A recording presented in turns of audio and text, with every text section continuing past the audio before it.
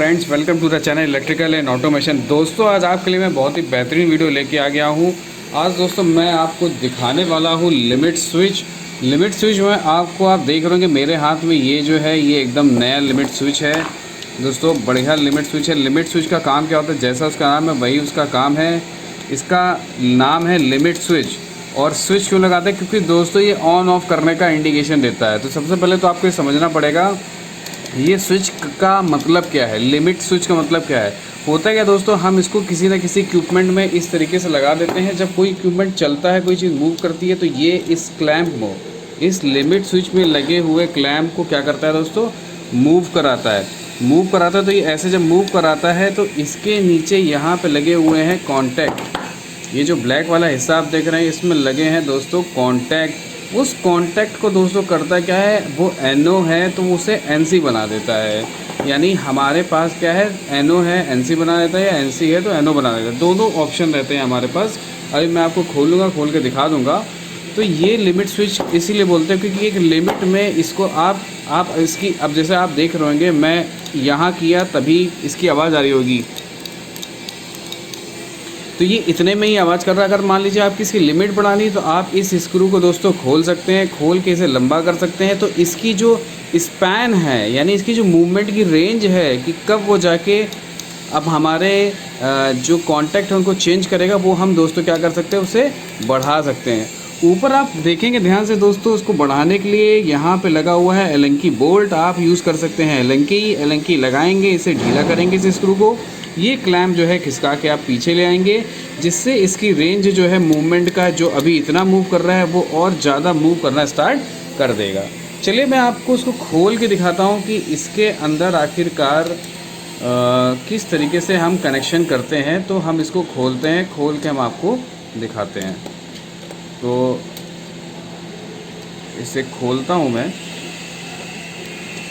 ये स्क्रू जो है वो पूरी तरीके से ढीला हो चुका है। अब यहाँ पे स्क्रू को खोला जाता है।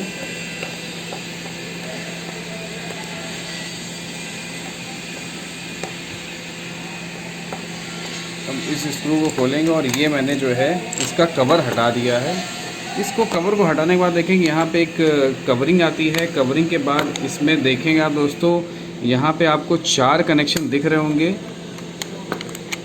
जैसे कि आप देख पा रहे होंगे। तो दोस्तों आप अगर ध्यान से देखें, ऊपर जो है दोस्तों एक आपको साइड में अगर दिखे, मैं ज़रा कोशिश करता हूँ, अगर फ्लैश जल जाता है तो जलाता हूँ। तो फ्लैश तो खैर नहीं जल सकता। तो अगर आप ध्यान से देखें, आपको यहाँ पे कहीं एनसी दिखेगा। यहाँ पे मैं थोड़ी रोशनी साइड लेके आता हूँ उसे। रुक जाइए, मैं फ्लैश जलाता हूँ, फिर मैं इसे कंटिन्यू करता हूँ। अब मैंने फ्लैश जला लिया दोस्तों। तो आप ध्यान से देखेंगे, इसमें आपको दिखेगा एनसी, ये दिख रहा होगा आपको एनसी। और इस वाले पे ऊपर जो लिखा होगा वो आपको दिखेगा दोस्तों कहीं पे एनओ। बेसिकली मेरा आपको ये दिखाने का मकसद है कि आपको इसमें दिख जाए कहाँ पे एनओ। हाँ ये देखिए, अगर आप साइड में देख पाएंगे, मैं फोकस करवाता हूँ, तो वो देखिए एनओ दिखा होगा और वो एनसी लिखा होगा। यानी जो ऊपर के मेरे 2 कनेक्शन है, 2 ऊपर के ये दोनों जो कनेक्शन है, ये दोनों ऊपर के 2, ये एनओ है और ये जो है वो एनसी है।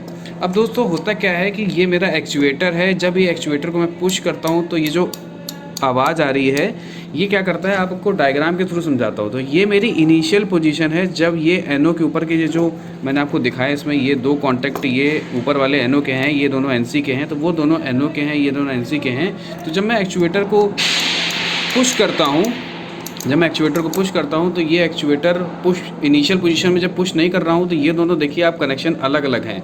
यानी एक से मैं वायर दूंगा और दूसरे से मेरा आउटपुट नहीं निकलेगा, क्योंकि ये दोनों ओपन है। और इस पर अगर मैं एनसी पे एक वायर कनेक्ट कर दूँ तो ये दोनों क्या है दोस्तों, ये दोनों शॉर्ट है। मेरा यहाँ से आउटपुट निकल के आ जाएगा। मैं अगर इस टर्मिनल से दूंगा तो मेरा इससे निकल के आ जाएगा।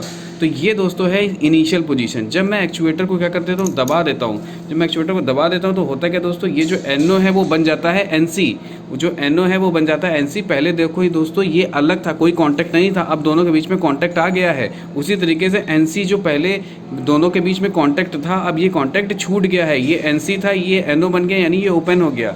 तो इस तरीके से हमें जो है किसी चीज़ के ओपन या क्लोज होने का फीडबैक लिमिट स्विच से मिल जाता है। तो अब आपको समझ में आएगा कि जो हमारा एक्चुएटर है इसकी रेंज हम कम ज़्यादा करके एक तो रेंज बढ़ा सकते हैं, दूसरा ये यहाँ पे हमारा लिमिट स्विच का कनेक्शन दे सकते हैं। जो NO है ऊपर वाला है दोस्तों, आप देखेंगे वो NO है वो NC बन जाएगा इसको मूव करते ही, और जो नीचे NC है वो दोस्तों क्या बन जाएगा, वो NO बन जाएगा। तो ये इतना सा था लिमिट स्विच, बहुत ज़्यादा टिपिकल चीज़ नहीं होती, लेकिन लोग को समझने में जब तक समझते नहीं तो कुछ उनको दिक्कतें होती रही है। तो सिंपल सा एक वायर आप जोड़िए और यहाँ से उसका आप यहाँ पे एक वायर जोड़िए, यहाँ से उसका दूसरा हिस्सा निकाल दीजिए। तो जब ये NC है तो यहाँ से आपकी सप्लाई गई, यहाँ से निकलती रहेगी। लेकिन जैसे ही एक्चुएटर यहाँ हुआ तो यहाँ से जो सप्लाई जा रही थी वो NC वाली वो बन जाएगा NO, तो यहाँ से जो जा रही थी वो यहाँ से निकलना बंद हो जाएगी। तो इससे पता चल जाएगा कि हमारे जिसमें चीज़ में हम इसे वॉल्व में लगा सकते हैं, हम इसे किसी चीज़ के मूवमेंट में लगा सकते हैं जिससे ऑन ऑफ का पता चले, तो बहुत आसानी से हम इसको यूज़ कर सकते हैं। तो लिमिट स्विच दोस्तों बहुत सिंपल सा होता है। इसे आप 24 वोल्ट में यूज़ करना चाहें तो 24 वोल्ट घुमा सकते हैं, 230 वोल्ट यूज़ करना चाहें तो 230 वोल्ट भी घुमा सकते हैं। इसके इलेक्ट्रिसिटी पे कोई इफेक्ट नहीं पड़ता है। तो उम्मीद है दोस्तों आपको ये डायग्राम की मदद से लिमिट स्विच को मैंने एक्सप्लेन किया होगा, वो आपको समझ में आएगा। इससे रिलेटेड कोई डाउट है दोस्तों आप कमेंट करके कमेंट बॉक्स में पूछ सकते हैं, और इस तरीके की वीडियो देखने के लिए दोस्तों आप हमें कमेंट बॉक्स में लिख के बता सकते हैं कि आपको किस टॉपिक में वीडियो चाहिए, हम उस टॉपिक की वीडियो जरूर बनाएंगे। देखने के लिए दोस्तों धन्यवाद।